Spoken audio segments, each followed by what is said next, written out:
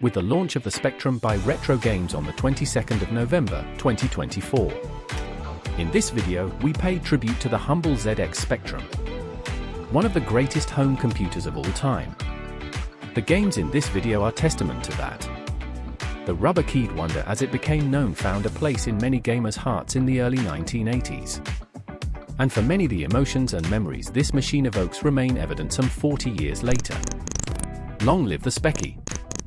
Here, we look at the 20 best ZX Spectrum games of all time.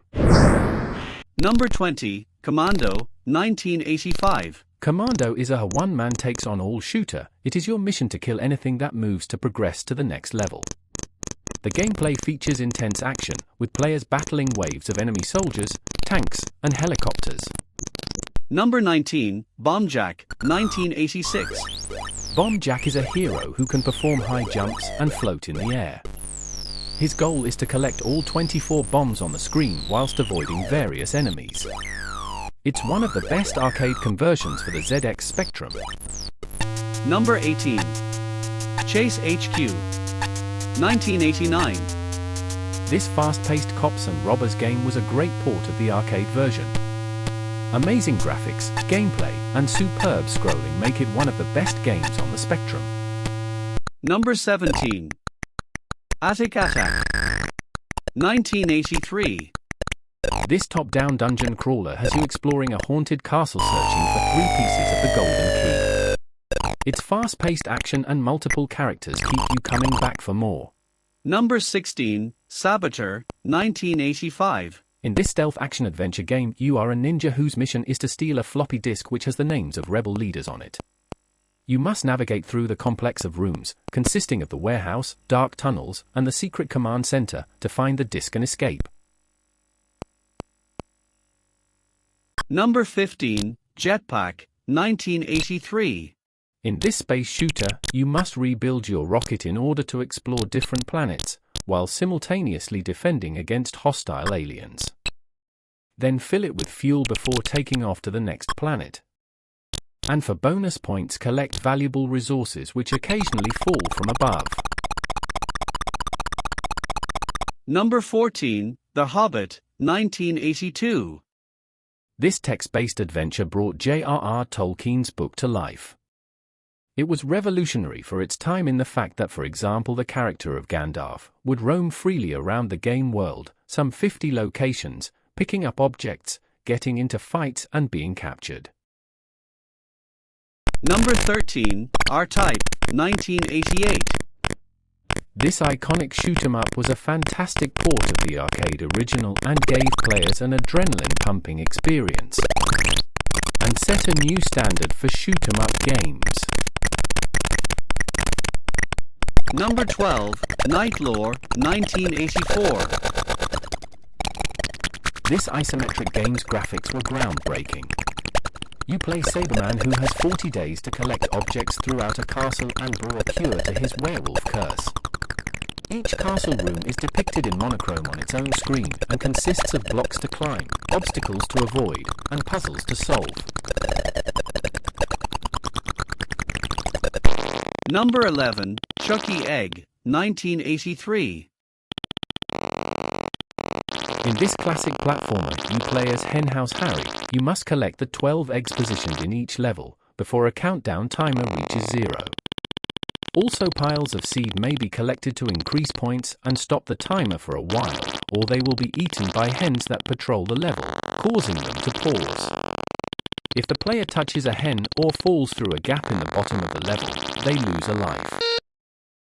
Number 10, Dizzy 2, Treasure Island Dizzy, 1987.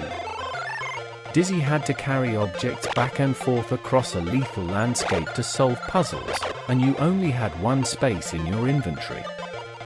Dizzy was definitely a good egg, and that's no joke. Number 9, Back to School, 1985. Back to School is an open-world game and the sequel to School Days.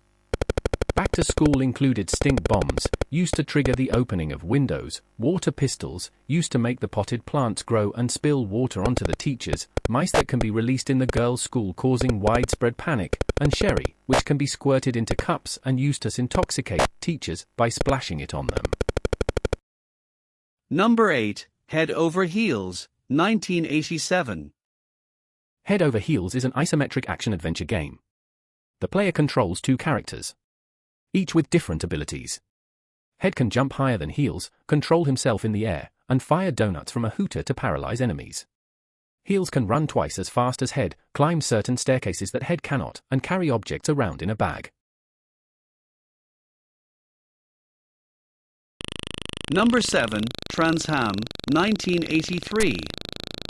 Tranz Am had you racing across post-apocalyptic America and centers around a racing car driver on his quest to obtain the 8 Great Cups of Ultimate, which are scattered throughout the country. Critics praised the game's graphics and simple controls. Number 6, Renegade, 1987. Renegade took beat 'em ups to the next level. The player controls a street brawler who must face different gangs in order to rescue his girlfriend being held captive by a mob boss. Technos produced a graphically altered version with a visual style inspired by the 1979 film The Warriors, changing the looks of some of the game's characters and scenery for a Western audience. Number 5, RoboCop, 1988. You take on the role of RoboCop, a part-man, part-machine law enforcement officer. The objective of the game is to seek out and eliminate the criminals responsible for the death of Patrolman Murphy. Players can collect capsules to gain more ammunition, better firepower, or 3-way bullets, as well as baby food to replenish energy. Animation is slick, and weapons and enemies are aplenty. Number 4, Sabre Wulf, 1984. Sabre Wulf is an action-adventure game. You play pith-helmeted Sabreman, guiding him through a 2D jungle maze while collecting amulet pieces to bypass the Guardian at its exit. Each screen is filled with colorful flora, enemies that spawn at random, and occasional collectibles. Game journalists remember Sabre Wulf among the Spectrum's best releases. Number 3, Exolon, 1987. Exolon is a futuristic run-and-gun game. You play as Vitork and you must blast your way through levels filled with various generic aliens as well as gun emplacements, homing missiles, landmines, and other hazards. The soldier can defend himself with both a gun and rocket-propelled grenades. The game also introduces a new twist, allowing players to switch between a vulnerable but athletic character named Vitork and a powerful exoskeleton called Exolon. Number 2, Manic Miner, 1983. Explore 20 perilous caverns in this classic platformer. Precision jumps and timing are essential, or it's game over. Number 1, Set Willy, 1984. The sequel to Manic Miner.